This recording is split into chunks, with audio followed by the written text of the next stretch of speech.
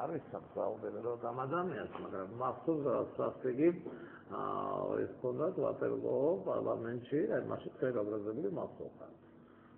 ის კაცი შეგვაბრალება ბაზის ბანკ შემფარველობო შემამს მიხედავთ, ფერიზახით რომ არაფერს არ გადაგიქცევა, დიდი ხმაური და დიდი სკანდალი იყო.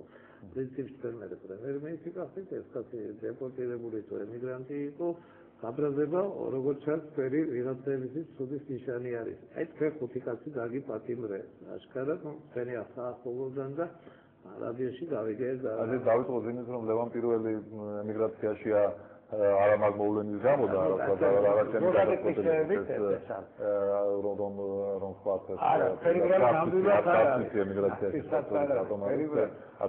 არტის ვიცი არის თუ არა საერთოდ მასელა თქვათ სიკვდილის სამართლის საქმე რაღაც მაგრამ აქ დამკარგოს მინდა ვთქვა რომ ამ ბინძური შეკვეთის ამ ბინძური ეს თქვა თამაშის შემკვეთებით და შემსრულებლებით თქო ამას მინდა ხაზი გავუსვა რომლებაც მე არ დაიწყონ თავის მართლება დაგვავალეს და მხოლოდ იმიტომ გავაკეთეთო აგებენ პასუხს კანონის წინაშე კანონის სრული სიმკაცრით ეს მინდა მხოლოდ ამ აი საერთოდ ძალიან საინტერესო ის არის ეს აგებენ პასუხს როდის აი მე რო ვანჩკავი ყო ახლა ხო მოვიყვავდი და არ მოგიშვები ხელისუფლება ეს დაგიჭერდი ტრიფონიასაც დავიჭერდი ყველას დავიჭერდი და მაინც არ მოგიშვები ხელისუფლებას და ფაქტურად ეუბნები გადანადგურებს უყურებს აი ძალიან ცუდი ფაზა ქართულ დღევანდელობაში მე ვამბობ გამსვლები არიან გამოვაცხადებთ დღეს ვამბობ და დღეს გამოვაცხადება ძალიან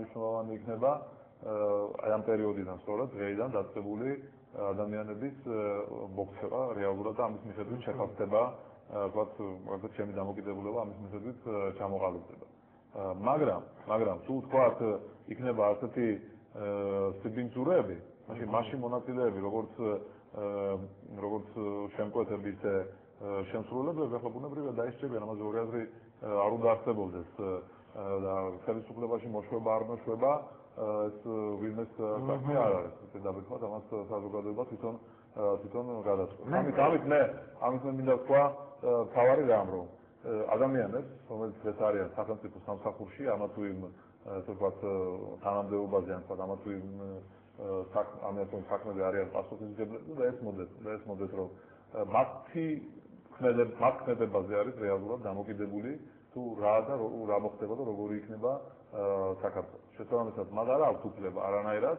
მონაწილეობდნენ ვთქვათ უკანონო მოქმედებებში. ეს ყველას კარგად უნდა ესმოდეს.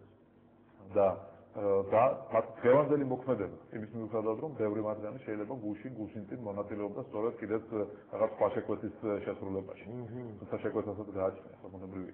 იქნებიან ვთქვათ შეფასებული იმის მიხედვით როგორი მოქმედებენ აი დღეიდან როდესაც პოლიტიკური პროცესები რაღაც აქტიურ ფაზაში შედის და მარტო ჩემგანვე დარწმუნებული ვარ სხვა პოლიტიკური ძალების შეფასება ზუსტად იგივე იქნება იმიტომ რომ ახლა აქ შურისძიებით და ვენდეტით ვერავინ ვერ იმოქმედებს ბუნებრივად და არც არავინ ამას არ აპირებს და მეც ეს არ მიგულისხმია მაგრამ თუ ვთქვათ ადამიანები დღეს იმითარებაში როდესაც მხოლოდ იმაზე უნდა ფიქრობდნენ ვთქვათ მაგ ფიქრობდნენ თავიანთ თვალინდელ დღეზე როდესაც დატოვებენ ხელისუფლებასთან თავიანთ პოსტებს სინამდვილეში იბრძვიან მხოლოდ ხელისუფლების შესანარჩუნებლად და არა მარტო ან პარლამენტის ან პრეზიდენტის უფლებამოსილების ვადის გასვლამდე ან როგორც ჩანს მერეც იმიტომ რომ ხლა ზედმეტად დიდი აქტიურობის გამოირჩევიან განსაკუთრებით ამ ბოლო დროს მათ უნდა ესმოდეს შემსრულებლებს რომ პასუხისმგებლობა მათაც შეიძლება დაეკისროთ იმ უკანონო მოქმედებებზე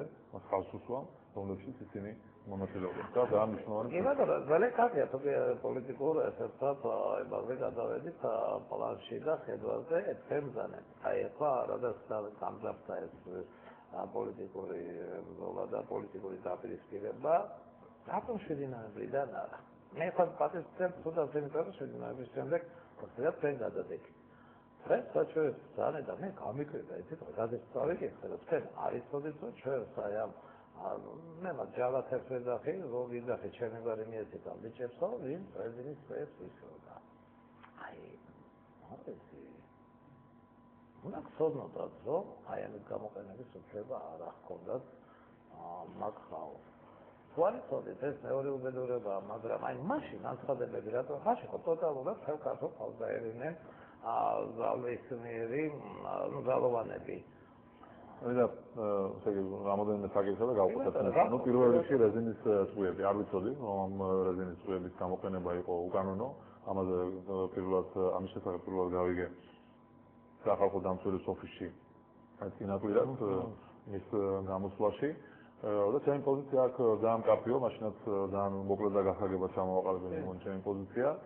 აქეთ ბევრს ვთქვათ, თუ შეიძლება ვთქვათ, ეს ბალანსის ერთხარეს სახალხო დამცველის პოზიცია, რომელიც იძახის, რომ ამბობს ძალიან მკაფიოდ, რომ რეზინის წვიების გამოყენება უკანონო იყო და შესაბამისად ამას უნდა მოყოს სამართლებრივი შედეგები, ამიტომ აი ამ ბალანსის მეორე მხარეს უნდა დაიდოს მთავრობის პასუხი ან დადასტურება იმისა, დამტკიცება იმისა, რომ რეზინის წვიების გამოყენება იყო კანონიერი, ან შესაბამისად გადაწყვეტილების მიღება სამართლებრივი, რომელსაც შედეგი უნდა მოყოს. ეს ძალიან მარტივია, ეს პირველი საკითხი, რასაც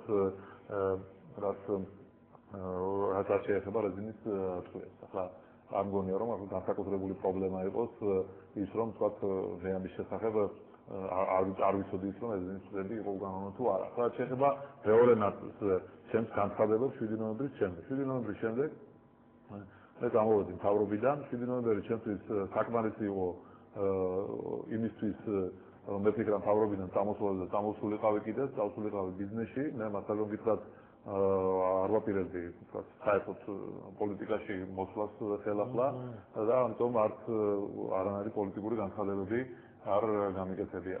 მაგრამ თან იმავდროულად 7 ნოემბერი ჩემთვის არ იყო ჯერ საკმარისი იმისთვის, რომ თქვათ მე მეღო გადაწყვეტილება პოლიტიკაში მოსვლას და პოლიტიკური განცხადებების გაკეთებას. ამისთვის საკმარისი აღმოჩნდა უკვე 8 აგვისტო, როდესაც ჩვენ ამოვყავით თავი კაგებულ ავანტიურაში და დავკარგეთ ტერიტორიები, მივიღეთ დამატებით 50,000 ტოლვილი და დანგრეული ეკონომიკა. თუმცა ჩემთვის ეს მაინც სხვადასხვა მასშტაბის მოვლენები. არის ზურა მეტყობა ჩვენ სხვადასხვა ემოციური ისაგვაქვს. მე ვფიქრობ, რომ გრანდიოზული კატასტროფა იყო 7 ნოემბერი. კი, ახლა ის მე მასწავლე უხეხულია იმის გაშვება, ის რიყეზე ის მიღბიანები და ჟანდარმის ფორმით როგორ იგინებოდნენ ბადრის ისენი ხართო ყველას ყოფილიყო. მესმის რომ ესეთი მოყოფილები იყვნენ ისენი, მაგრამ ერთი რომ არანაკლები იყო ის და მოგონი გუშინი იყო აქ საუბარი, როდესაც შიგნით ხალხს ებრძვი, ის ხალხი მე არ შეებრძოლება სხვა. გასულდეს გადაღებული მოტივირებული. შეიძლება 7 ნოემბერს